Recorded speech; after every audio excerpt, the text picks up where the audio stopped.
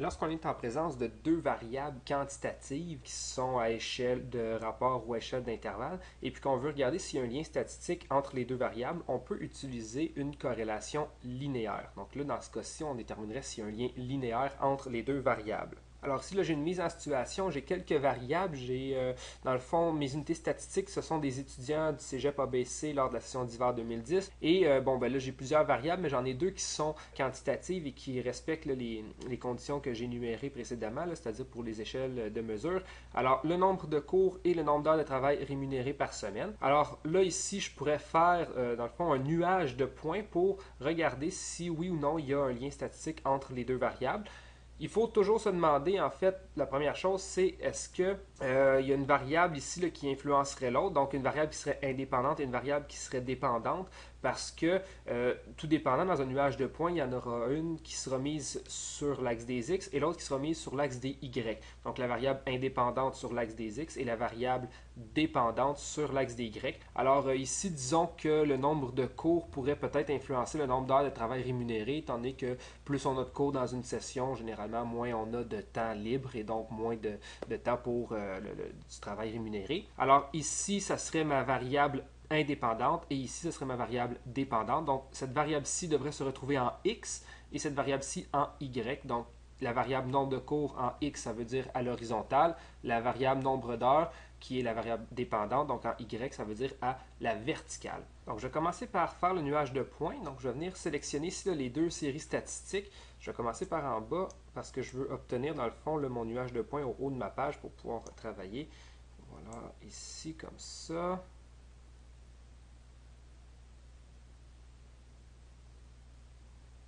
Donc, je viens ici dans le menu Insertion, un graphique en nuage, et je prends le premier. Alors ici, on a notre nuage. Je vais venir peut-être ici là, prendre la mise en forme numéro 1. Et on a notre forme, donc c'est-à-dire le titre avec les axes. Ici, là, on n'a pas besoin de la légende, donc je vais la supprimer. Toujours important là, de regarder que les axes sont aux bonnes places, là, ou sinon on peut toujours les intervertir. Bon, ici, on remarque là, que ma graduation va de 0 à 10, là, mais qu'en fait, les valeurs semblent aller plus de 1 à 9. Peut-être si je l'agrandis, je vais mieux voir. Voyons voir. Ah, bon, ici, là, déjà, on a quelque chose d'un peu mieux.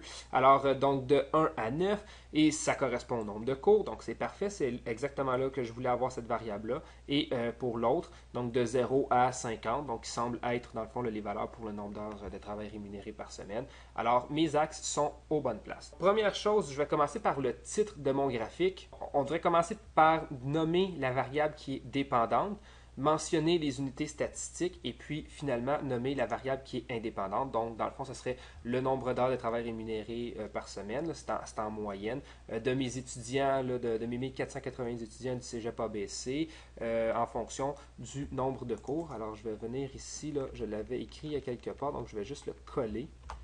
Voilà.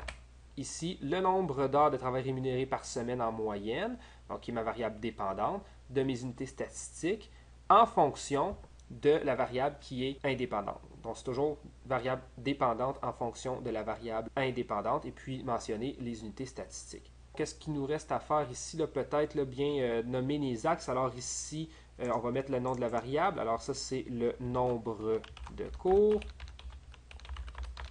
Voilà.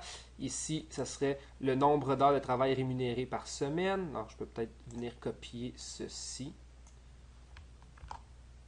Voilà, donc si je viens ici, coller, et voilà. Donc quand je le déplacerai là, sur une page seule, dans le fond, le graphique, là, on va mieux voir qu'est-ce qui se passe.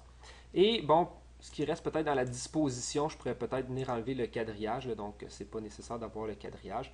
Donc on a ici notre graphique. Je vais venir dans la création le déplacer dans une nouvelle feuille, appelons-le nuage de points. Voilà. Et ici, j'ai mon nuage de points. Il y a une chose qui est toujours très pratique d'ajouter à un nuage de points, c'est la droite de régression ainsi que l'équation. Si je vais dans la disposition, on peut venir ici dans courbe de tendance et nous, on veut mettre une courbe de tendance linéaire, étant donné qu'on regarde c'est une corrélation linéaire. Alors, ici, on a notre courbe qui vient d'apparaître. On peut la modifier un peu. Donc, si je clique dessus et que je vais avec le bouton droit sur le format de la courbe, Bon, par exemple, là, ici, là, je pourrais ici afficher l'équation sur le graphique. Je pourrais changer le style du trait, la couleur aussi. Donc, par exemple, si je veux un trait qui est un peu plus gros, on peut ici le mettre. Alors ici, voyez-vous, j'ai mon équation qui apparaît. Je peux peut-être la grossir un peu, là. Donc, si je clique sur le bouton droit, on va peut-être la grossir un petit peu, comme ça. On va la placer ici. Donc, j'ai mon nuage de points avec la droite de régression et l'équation de la droite de régression. Alors là, j'ai toutes les informations qui sont pertinentes se retrouvent maintenant dans mon nuage de points. Autre chose qu'il faut faire attention, des fois, on peut cliquer sur les axes, mais si jamais on se rend compte qu'il y a trop d'espace au début ou à la fin, on peut toujours enlever, on peut donner l'intervalle. Donc, même chose, ici, on va de 0 à 50, donc c'est suffisant là, comme intervalle. Donc, notre graphique ici est adéquat. Maintenant, je vais faire calculer à Excel quelques petits trucs. En fait, je vais prendre une nouvelle feuille. Je vais juste la renommer. Je vais l'appeler, disons, corrélation linéaire. Voilà. Donc, ici, ce qu'on pourrait calculer, par exemple, on pourrait calculer le coefficient de corrélation. Donc, je vais venir ici agrandir. Donc, le coefficient de corrélation, comment on fait pour le calculer? Égal coefficient. Alors ici, coefficient de corrélation.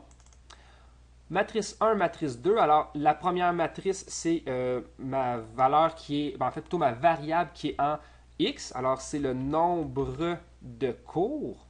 Okay? Donc ici, là, on voit que nombre de cours et nombre d'heures apparaissent. C'est que, dans le fond, j'ai défini dans le gestionnaire de noms là, chacune de mes séries statistiques.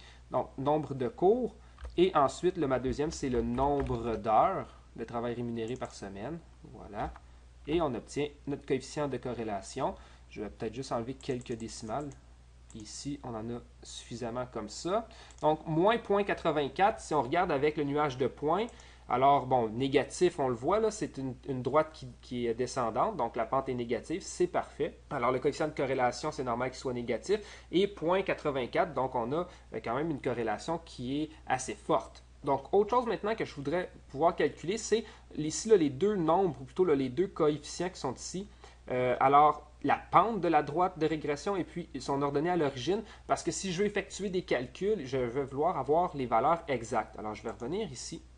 Alors, on a premièrement l'ordonnée à l'origine. Et on a aussi la pente. Donc, bien entendu, de la droite. Alors, ici, égale ordonnée à l'origine. Et là, si on clique, on doit donner la valeur, ou plutôt là, de la variable y et ensuite la variable x. Donc, ici, il faut que je les inverse par rapport au coefficient de corrélation. Donc, le nombre d'heures de travail rémunéré. Et ensuite, je dois donner le nombre d'heures de cours. Voilà, comme ceci. Et on obtient 0,4306. Je vais enlever ici quelques décimales. Voilà, 0,4306. Et si on regarde avec le nuage de points, 0,43064. Ici, on avait gardé une décimale de plus, mais c'est la bonne valeur. Même chose pour la pente. Alors, on écrit pente. Et on vient le chercher ici. Et c'est le même principe, c'est la variable y en premier, la variable x en deuxième. Donc, dépendante en premier et indépendante en deuxième. Donc, le nombre d'heures de travail rémunéré. Et après ça, le nombre de cours. Voilà. Et on obtient notre pente de, bon, en disons, moins 4, moins 4,01. Et on a ici nos valeurs. Alors, maintenant, si je voulais, par exemple, faire une estimation pour un certain nombre de cours. Okay? Donc là, ici, là, je vais juste revenir peut-être à la corrélation. Mon coefficient de corrélation est fort, en fait, est très fort, là même, c'est très bien. Donc, on va avoir une bonne estimation. C'est-à-dire que si je calcule pour un certain nombre de cours, l'estimation que je vais obtenir à l'aide de la droite de régression va être assez bonne pour le nombre d'heures de travail rémunéré là, que les étudiants font en moyenne par semaine. Alors, par exemple, si je fais un exemple comme ça, disons que je voudrais regarder pour 5 heures, plutôt 5 cours. Alors, je vais égal, je vais prendre la pente fois la valeur de x que je veux ici, là, qui serait 5, plus l'ordonnée à l'origine. Donc ici, ça c'est comme la valeur de la pente. Ça c'est le x dans l'équation que je remplace ici par 5 et l'ordonnée à l'origine. Et on obtient 23,01, donc disons 23. Alors un étudiant qui aurait 5 cours, bon, ben, dans le fond, on pourrait estimer le nombre d'heures de travail rémunéré qu'il fait par semaine à 23 à l'aide de la droite de régression. Ici, on regarde en fond dans le nuage de points à 5. Ici, là, on voit qu'on est à peu près à 23 et c'est notre estimation produite, dans le fond, calculée à l'aide de la droite de régression.